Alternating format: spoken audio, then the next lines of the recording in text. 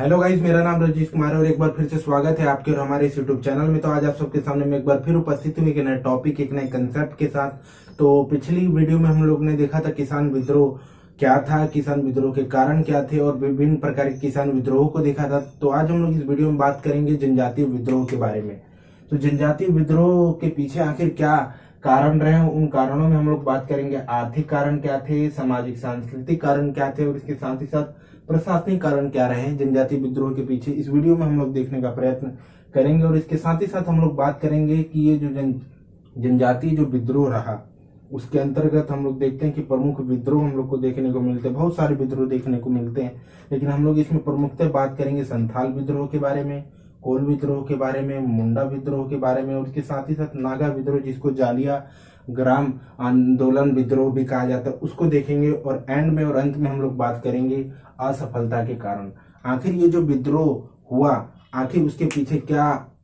वो कारण रहे जिसके कारण ये असफल रहा, उसको हम लोग देखेंगे। तो चलिए प्रारंभ करते हुए सर्वप्रथम हम लोग देखते हैं कि ये जनजातीय जो विद्रोह हुआ उसमें जो यह कारण था, आखिर वह क्या कारण है जिसके कारण ये जनजातीय विद्रोह हुआ। और सर्वप्रथम हम लोग बात करते हैं आर्थिक कारण की। और जैसा कि हम लोग जानते हैं कि किस प्रकार से ब्रिटिश सरकार द्वारा, हम लोग ने पिछली वीडियोस में भी देखा था कि 1857 की क्रांति हो चाहे किसान विद्रोह हो, उसमें जो प्रमुख जो ये कारण रहा वो कहीं ना कहीं ब्रिटिश सरकार द्वारा, ब्रिटिश ईस्ट इंडिया कंपनी द्वारा जो भू राजस्व की नीति जो अपनाई जा रही थी वह एक प्रमुख कारण रहा था। और जिसके अंतर्गत हम लोग पाते हैं कि किस प्रकार से ब्रिटिश सरकार द्वारा, ब्रिटिश ईस्ट इंडिया कंपनी द्वारा जनजातियों को भी इस मामले में नहीं छोड़ा गया। और अभी तक जो ये जनजाति अपने स्तर पर, अपने क्षेत्र में, अपने वन और जंगल में जो ये खेती कर रहे थे, अपने स्थान पर जहाँ ये खेती कर रहे थे, अभी तक ये परंपरागत रूप से और स्वतंत्र रूप से खेती कर रहे थे। लेकिन अब जैसे ही ब्रिटिश सरकार का, ब्रिटिश ईस्ट इंडिया कंपनी का इन जंगलों में आगमन होता है तो इनके द्वारा बड़े पैमाने पर लगान की वसूली की जाती है और इसी का परिणाम रहता है जिससे कि जमींदार, साहूकार और महाजन जैसे वर्गों का भी उदय होता है। और जिसमें हम लोग पाते हैं कि जमींदारों को जो ये अधिकार दिए गए थे कि भू राजस्व की वसूली कर हमें दे पहुंचाए, लेकिन इसका दुरुपयोग किया जाने लगा। जमींदारों द्वारा अपने मनमाने ढंग से इन जनजातियों से, आदिवासियों से कर वसूला जाने लगा और जिसका परिणाम यह हुआ कि इनको साहूकार और महाजनों के पास जाना पड़ता था, क्योंकि उचित बड़े पैमाने पर भू राजस्व को वसूला जाता था। तो इससे कहीं ना कहीं उनको आजीविका भी अपनी चलानी होती थी, तो इससे उनको साहूकारों और महाजनों के पास जाना पड़ता था और जिसका परिणाम यह होता था कि उन्हें ऋण लेना पड़ता था और बड़ी बड़ी ब्याजों पर ये साहूकार, महाजन इनको ऋण देने का कार्य किया करते थे। और जिसका परिणाम यह होता था कि यह एक ऋण के जाल में, एक ब्याज के चक्कर में, अत्यधिक ब्याज के चक्कर में ऋण के जाल में फंस जाते थे और इससे इनको अपने घर से, अपनी आजीविका से इत्यादि से हाथ धोना पड़ जाता था और इससे गरीबी, भूखमरी और अकाल जैसी परिस्थितियों का सामना इनको करना पड़ता था। तो इसके कारण कहीं ना कहीं आर्थिक कारणों में ब्रिटिश भू राजस्व नीति के कारण जनजातीय विद्रोह हुआ। और इसके साथ ही साथ अभी तक जो ये जनजातीय वनों का भरपूर रूप से उपयोग कर रहे थे, यहाँ के जो उत्पाद हुआ करते थे, चाहे फल हो, फूल हो, जो कि खाने के लिए उपयोगी थे, इनके पशुओं के लिए उपयोगी थे, और इसके साथ ही साथ यहाँ लकड़ियाँ थी, औषधीय पौधे थे जिसका ये उपयोग किया करते थे। अब इन सब पर हम लोग देखते हैं कि किस प्रकार से जो ये ब्रिटिश थे, ब्रिटिश ईस्ट इंडिया कंपनी थी, ब्रिटिश सरकार थी, अब उसका नियंत्रण हो गया। यहाँ पर विभिन्न प्रकार के नियम कानून लागू कर दिए गए, वन नीति लागू कर दिया गया और यहाँ के जो भी वन उत्पाद हुआ करते थे उस पर हम लोग देखते हैं कि किस प्रकार से ब्रिटिशर्स ने अपना कब्जा जमा लिया, वहां पर नियम कानून लागू कर दिए और इन आदिवासियों को, जनजातियों को वहां पर जाने की मनाही थी, वहां पर ये नहीं जा सकते थे। और इस प्रकार से हम लोग देखते हैं क्योंकि परंपरागत रूप से ये वन पर और जंगल पर निर्भर थे, उनके उत्पादों पर निर्भर थे, लेकिन अब ब्रिटिशर्स ने एक तरफ उनको इसके ऊपर प्रतिबंध लगा दिया, वहां पर जाने से इनको मना किया और विभिन्न प्रकार के नियम कानून बनाए। तो इससे कहीं ना कहीं इनके मध्य एक जन असंतोष की भावना, एक आदिवासी विद्रोह की भावना उत्पन्न हुई, उठ खड़ी हुई और आदिवासियों ने, जनजातियों ने विद्रोह कर दिया। तो चलिए अब हम लोग बढ़ते हैं सामाजिक सांस्कृतिक कारण के पीछे और हम लोग जानते हैं कि किस प्रकार से जो सामाजिक सांस्कृतिक जो एक कारण रहा उसमें हम लोग देखते हैं कि परंपरागत रूप से जो धार्मिक मान्यताएं थी, विश्वास थी, आस्थाएं थी, जो कि लंबे समय से चली आ रही थी और जिसका पालन कर रहे थे, जिसको मान रहे थे ये जनजाति, ये आदिवासी, अब उसमें एक प्रकार का हस्तक्षेप हम लोग को देखने को मिलता है। ब्रिटिशर्स द्वारा 1813 के एक्ट के माध्यम से हम लोग देखते हैं किस प्रकार से ईसाई धर्म का प्रवेश भारत में किया गया और भारत के विभिन्न क्षेत्रों में ईसाई धर्म का प्रचार प्रसार करने का प्रयत्न किया गया। स्कूल खोले गए, कॉलेज खोले गए और विभिन्न संस्थान खोले गए और इसके साथ ही साथ इस ईसाई धर्म को जनजातीय क्षेत्रों में भी फैलाने का प्रयत्न किया गया, प्रयास किया गया। और हम लोग पाते हैं कि जनजातियों को लालच प्रलोभन भी देने का प्रयत्न किया गया ताकि वो अपना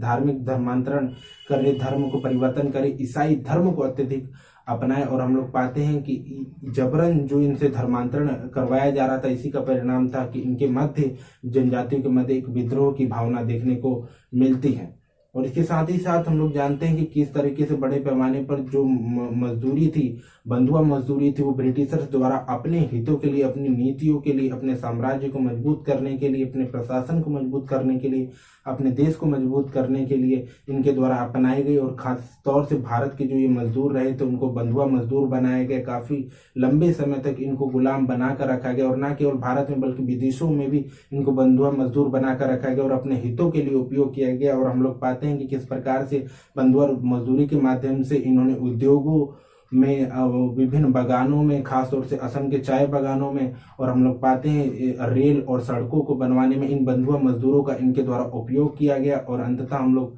देखते हैं कि इनके द्वारा ये मजदूरी तो करवाई जा रही थी, लेकिन इसके अनुसार इनको फैसिलिटी, रख रखाव, खाने पीने की चीजें और इसके साथ ही साथ काफी लंबे समय तक इनसे काम इन सभी चीजों में करवाया जाता था, जबरन काम करवाया जाता था, बंधुआ मजदूरी करवाई जाती थी। और जिसका परिणाम हम लोग को देखने को मिलता है कि सामाजिक सांस्कृतिक मामलों में हस्तक्षेप के कारण यहाँ पर जनजातियों द्वारा, आदिवासियों द्वारा विद्रोह कर दिया गया। तो चलिए अब हम लोग देखते हैं, अगला है वो प्रशासनिक कारण। और यदि हम लोग बात करें प्रशासनिक कारण की, तो हम लोग पाते हैं कि किस प्रकार से जो प्रशासनिक कारण रहा उसके अंतर्गत जो ये जनजातीय थे, जो आदिवासी थे,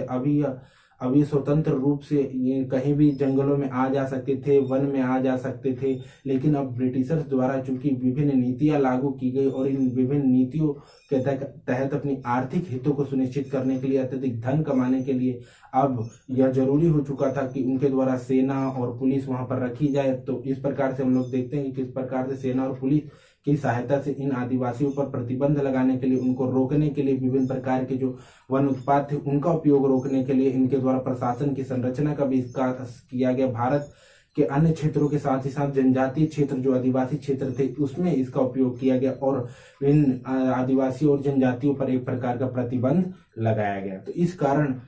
से हम लोग को देखने को मिलता है, यहाँ पर 3 कारणों को हम लोगों ने देखा और इन्हीं 3 कारणों के कारण जनजातीय विद्रोह प्रमुख रूप से हम लोग को देखने को मिलता है। अगला हम लोग बात करते हैं प्रमुख विद्रोहों के अंतर्गत सर्वप्रथम संथाल विद्रोह। और संथाल विद्रोह की यदि हम लोग बात करें तो इसके जो प्रमुख नेता रहे वो सिद्धू और कानू रहे। और हम लोग इसके अंतर्गत पाते हैं कि किस प्रकार से संथाल जो विद्रोह रहा था उसके,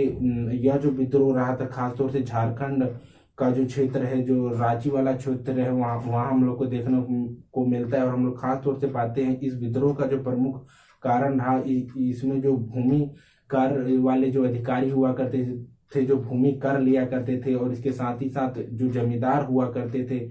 इनके द्वारा जो एक दमनात्मक कार्रवाई अपनाई जा रही थी, जबरन जो पैसा वसूला जा रहा था। और इसके साथ ही साथ जमींदारों द्वारा इन जो ये संथाल हुआ करते थे, जो आदिवासी हुआ करते थे, उनको बेदखल करने का कार्य इनके द्वारा किया गया। तो इसी का परिणाम यह रहा कि इनके द्वारा, संथालियों द्वारा हम लोग पाते हैं कि अपने आप को एकत्रित किया गया, एकजुट किया गया और इसके साथ ही साथ विद्रोह किया गया, ब्रिटिश सरकार का दमन किया गया। और इसके साथ ही साथ यह भी बात रखी गई कि हम लोग को एक अलग से संथाल परगना दिया जाए। और इसके लिए ये ब्रिटिश जो अधिकारी हुआ करते थे, स्थानीय जो कमिश्नर हुआ करते थे, उसके पास भी गए और हम लोग पाते हैं कि इनकी बात नहीं मानी गई। और इसलिए एक दमनात्मक विद्रोह, एक सशस्त्र विद्रोह इनके द्वारा हम लोग को देखने को मिलता है। लेकिन अंत में हम लोग देखते हैं कि ब्रिटिश जो कंपनी थी उनके द्वारा इनकी मांग अंततः मान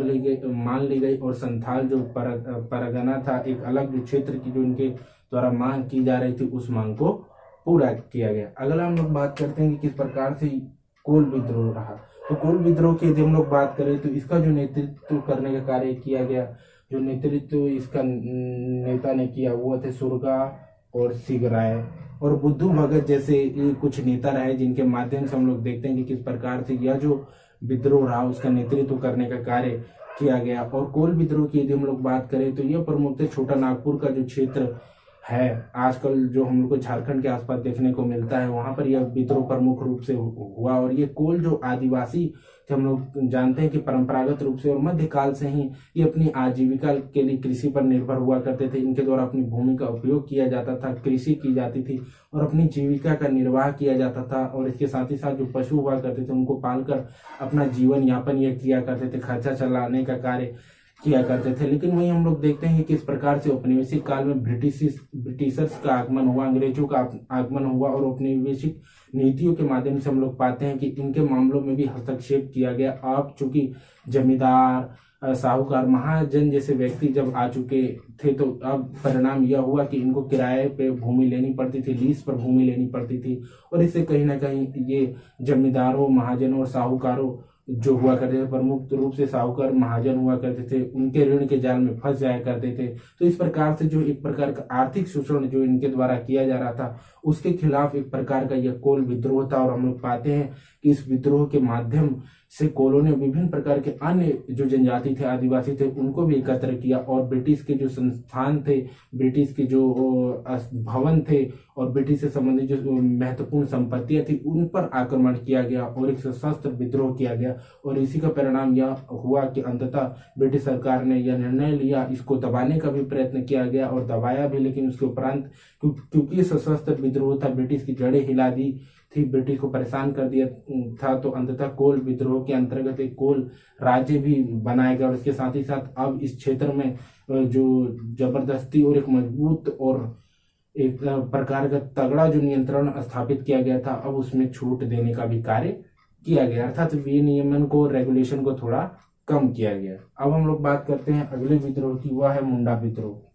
और दोस्तों यह जो विद्रोह रहा, हम लोग जानते हैं कि सबसे प्रमुख विद्रोह में से एक रहा है। और बिरसा मुंडा को आदिवासी क्षेत्र में कौन नहीं जानता, और खास तौर से आदिवासी में सबसे ज्यादा प्रसिद्ध होने वाले ये बिरसा मुंडा रहे हैं। और ये खास तौर से हम लोग को झारखंड वाले क्षेत्रों में यह विद्रोह होता हुआ देखने को मिलता है। तो इस विद्रोह का जो नेतृत्व किया वो बिरसा मुंडा ने किया। और बिरसा मुंडा की यदि हम लोग बात करें तो उनके द्वारा हम लोग जानते हैं कि राजनीतिक क्षेत्र हो, सामाजिक क्षेत्र हो, आर्थिक क्षेत्र हो और धार्मिक क्षेत्रों, विभिन्न क्षेत्रों में इनके द्वारा प्रयास किए गए, विभिन्न स्तर पर इनके द्वारा सुधार किए गए। और हम लोग पाते हैं कि बिरसा मुंडा का मानना था कि मुझे ईश्वर के दर्शन हुए हैं और मेरे पास कुछ ऐसी शक्तियां हैं, चमत्कारिक शक्तियां हैं, जिसके माध्यम से मैं लोगों को ठीक कर सकता हूं, उनकी बीमारियों को ठीक कर सकता हूं, उनके पास जो समस्याएं हैं उनको दूर कर सकता हूं। और इसी के कारण और इनके द्वारा दिए जाने वाले जो धार्मिक उपदेश थे, प्रेरणा थे, उनके माध्यम से ही इनको धरती बाबा और ये आदिवासी खासतौर से मुंडाओं में काफी प्रसिद्ध हुए। और इनको एक भगवान के रूप में आज भी पूजा जाता है, हम लोग देखते हैं। और इसके साथ ही साथ हम लोग पाते हैं कि किस प्रकार से ब्रिटिश सरकार द्वारा जो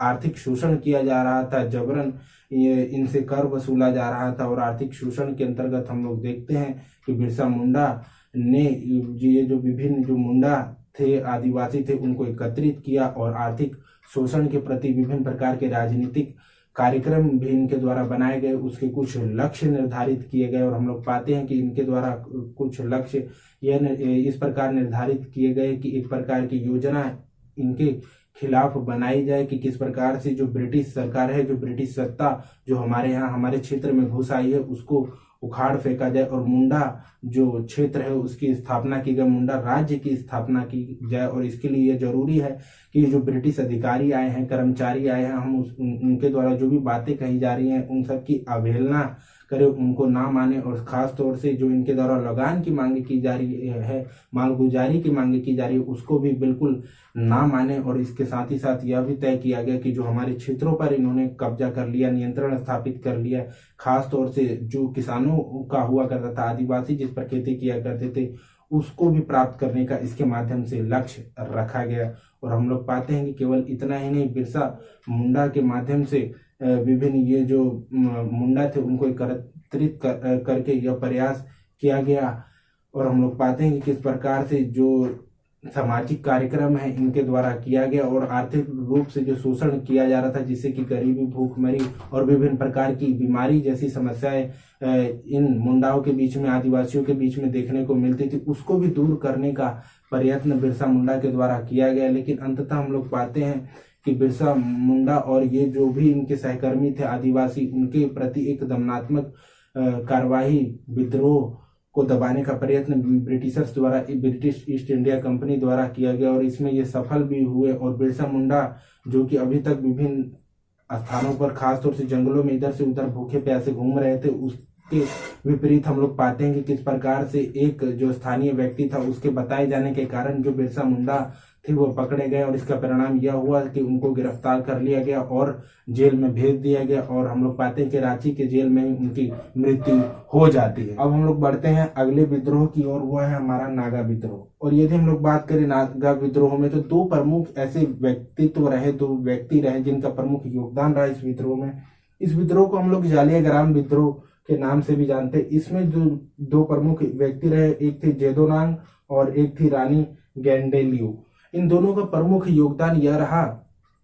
कि हम लोग जानते हैं कि जबरन जो है नागा विद्रोह में इनके द्वारा कर वसूला जा रहा था, कर देने के लिए बाध्य किया गया, ये जो नागाज रहे और उनके द्वारा बाध्य किया गया। तो इन दोनों ने, जेदोनांग और रानी गेंडेलियो ने इसका विद्रोह किया।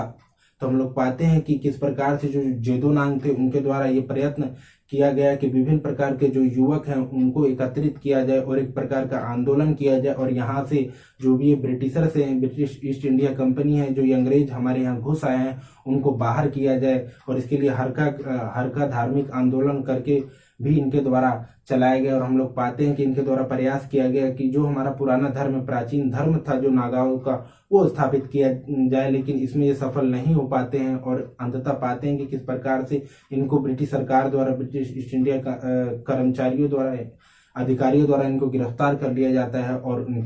इनको फांसी दे दी जाती है, जिससे इनकी मृत्यु हो जाती है। और इसी आंदोलन को आगे बढ़ाने का कार्य, जालियाग्राम आंदोलन या नागा विद्रोह को आगे बढ़ाने का जो कार्य किया गया वो रानी गेंडेलियो द्वारा किया गया। और हम लोग पाते हैं कि रानी गेंडेलियो जो थी वो काफी साहसी, काफी वीर थी। ये ठीक ये उसी प्रकार थी जिस प्रकार से रानी लक्ष्मीबाई 1857 की क्रांति में अंग्रेजों से लोहा ले रही थी और अपने अधिकारों के लिए और खासतौर से भारत के लिए ये लड़ रही थी, अंग्रेजों के खिलाफ लड़ रही थी, उनके नीतियों के खिलाफ लड़ रही थी। ऐसा ही कुछ प्रयास रानी गेंडेलियो द्वारा किया गया, इसीलिए काफी वीर, साहसी और निर्भय रूप से भारत में जो अंग्रेजों द्वारा जो नीतियां लागू की गई, खासतौर से नागा विद्रोह में आदिवासियों के क्षेत्र में जो दखल दिया गया, उसके खिलाफ इन्होंने मोर्चा संभाला। और हम लोग पाते हैं कि इसी कारण इनको देवी भी कहा गया, जो विभिन्न ये जो नागा रहे जिनको इन्होंने एकत्रित करने का कार्य किया, और लगभग 4000 के आसपास इन्होंने नागाओं को एकत्रित किया, और उनके माध्यम से इन्होंने विभिन्न क्षेत्रों में, खासतौर से अपने क्षेत्र में नागा विद्रोह किया और ब्रिटिश सरकार के खिलाफ छापामार युद्ध के माध्यम से बार बार विद्रोह किया, और काफी सशस्त्र यह विद्रोह हम लोग को देखने को मिलता है। और इसी का परिणाम यह रहा कि अंत में हम लोग देखते हैं कि रानी गेंडेलियो को गिरफ्तार भी कर लिया जाता है और अपने मकसद में उतनी कामयाब नहीं हो पाती, और अंततः हम लोग देखते हैं कि इनको स्वतंत्रता के बाद इनको आजाद किया जाता है। और जवाहरलाल नेहरू ही थे जिन्होंने इनको रानी कहा था जब ये स्वतंत्र होकर आई थी। अब हम लोग बात करते हैं अंतिम और पॉइंट की, वह है हमारा असफलता के कारण। और दोस्तों यदि हम लोग बात करें असफलता के आखिर ये कारण क्या रहे, ये जो विद्रोह रहा, जनजातीय जो विद्रोह रहा था वो आखिर असफल क्यों हुआ, तो हम लोग पाएंगे कि यह जो विभिन्न जो विद्रोह हुए और इसके साथ ही जो अन्य भी जो विद्रोह हुए थे, कहीं ना कहीं वो भारत के अलग अलग क्षेत्रों में हो रहे थे। और चूंकि अलग अलग क्षेत्रों में हो रहे थे, अलग अलग स्थानों पर हो रहे थे, अलग अलग समय पर हो रहे थे, और विभिन्न नेता इसमें शामिल थे, तो इसका परिणाम यह रहा क्योंकि अलग अलग क्षेत्रों में हो रहे थे तो ब्रिटिशर्स आसानी से इनको दबा सकते थे, दमन इसका कर सकते थे, इस पर प्रतिबंध लगा सकते थे। क्योंकि अगर यह एक पास होता, एक स्थान पर होता और इसके सारे नेता एक साथ होते, तब ब्रिटिशर द्वारा इस आंदोलन को, इस विद्रोह को दबाना आसान नहीं था। क्योंकि हम लोग जानते हैं यदि यह हमारी मुट्ठी है और यदि मुट्ठी को यदि हम लोग बंद कर ले तो ये एक प्रकार की हमारी ताकत हो जाती है। लेकिन यही अगर विभिन्न उंगलियां हैं तो इसको आसानी से हम लोग जानते हैं कि इसको तोड़ा जा सकता है, लेकिन यदि एक मुट्ठी है तो इसको तोड़ना आसान नहीं है। ठीक उसी प्रकार से विभिन्न क्षेत्रों में इनके द्वारा विद्रोह लड़े जाने का कारण ही जो अंग्रेजों द्वारा दमनात्मक कार्रवाई के माध्यम से, विद्रोह के माध्यम से, विभिन्न अधिकारियों कर्मचारियों के माध्यम से इस विद्रोह को दबाया गया, समाप्त किया गया और अंग्रेजों की जीत हुई। और इसी का परिणाम यह रहा कि जनजातीय जो विद्रोह रहा दोस्तों वह असफल होता हुआ देखने को मिलता है। और इसके साथ ही साथ हम लोग जानते हैं किस प्रकार से जो ब्रिटिशर्स रहे वो आधुनिक थे। और हम लोग जानते हैं कि इंग्लैंड में भी औद्योगिक क्रांति आ गई थी, बड़े बड़े उद्योगों को लगाया गया था और इसके पीछे अनेक आविष्कार ने एक प्रमुख योगदान दिया। लेकिन वहीं हम लोग दूसरी ओर यह भी देखते हैं कि जो आदिवासी हैं वो कहीं ना कहीं अपने आप को आइसोलेट रखना चाहते थे, आइसोलेट रहते थे, अर्थात अलग रहते थे। और आज भी हम लोग को देखने को मिलता है कि वो अपने मामले में किसी और का हस्तक्षेप पसंद नहीं करते और इसी का परिणाम यह रहता है कि वो आधुनिक चीजों से नहीं जुड़ पाते। तो इसी के परिणाम स्वरूप हम लोग को देखने को मिलता है कि उनके पास केवल लड़ने के लिए क्या था, भाला, तीर, कमान जैसी चीजें थी जो कि आधुनिक नहीं थी। जबकि ब्रिटिशर्स द्वारा हम लोग को देखने को मिलता है कि हथियार, नए नए आधुनिक तकनीकों से बने हुए विभिन्न प्रकार के बंदूक हथियार देखने को मिलते हैं। तो जिसका परिणाम यह रहा कि सरलता पूर्वक इस विद्रोह को दबाने में ब्रिटिशर्स को, जनजातीय विद्रोह को, आदिवासी विद्रोह को दबाने में सफलता मिली। और इसके साथ ही साथ एक प्रकार का जो धार्मिक विश्वास था, जो कि एक प्रकार का अंधविश्वास हुआ करता था, जो कि आज भी हम लोग को देखने को मिलता है जनजातियों में, कि हम लोग पाते हैं कि उस समय यह कहा जाता था कि हम लोग यदि तीर से छोड़ेंगे, अगर ब्रिटिशर्स की तरफ तीर छोड़ेंगे तो उससे आग निकलेगा और इनकी जो बंदूकें हैं वो पिघल जाएगी पानी की तरह। तो इसी का परिणाम रहा कि इन अंधविश्वासों के चक्कर में जनजातीय जो विद्रोह रहा वो असफल रहा। और इसी के कारण हम लोग पाते हैं कि ये सभी कारण रहे जिनके कारण जनजातीय जो विद्रोह रहा वो असफल हुआ। तो ये था आज का मेरा वीडियो, कैसा लगा जरूर बताएं, लाइक और सब्सक्राइब करना ना भूलें दोस्तों। आपका